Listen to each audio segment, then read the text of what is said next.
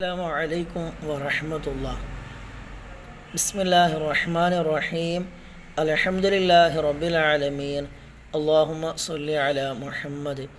ഞാൻ ഇനി പറയുന്ന 4 കാര്യങ്ങൾ ഒരു സ്ത്രീയിലുണ്ടെങ്കിൽ ആ സ്ത്രീ സ്വർഗത്തിലാണെന്ന് ഹബീബുന റസൂലുള്ളാഹി സ്വല്ലല്ലാഹു അലൈഹി വസല്ലം.